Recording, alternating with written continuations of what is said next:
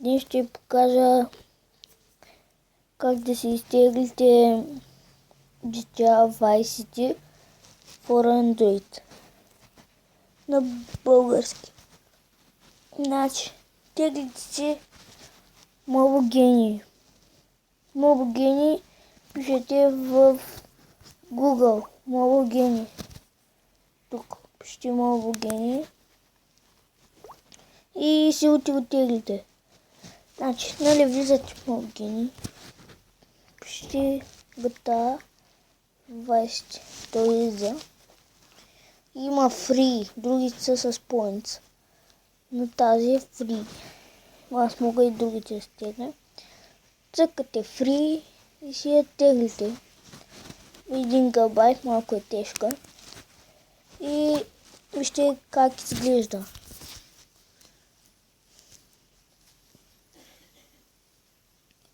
Ето така. Чакайте да се включи. Ето. Виждате. И сега ще ви покажа колко е равно. Ето и вижте. Сан Андреас. Съвсем реално.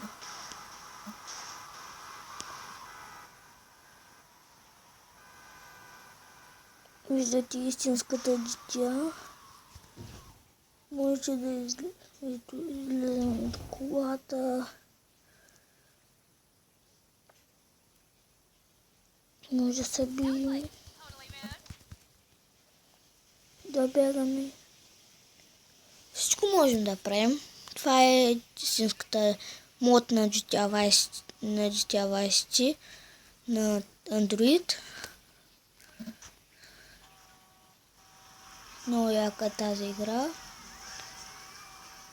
Значи, надявам се да съм ви помогнал с това, както ви научих да си изтеглите GTA Vice City.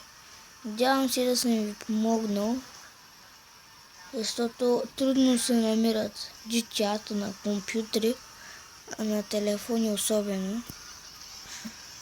Затова надявам се да съм ви помогнал и бай!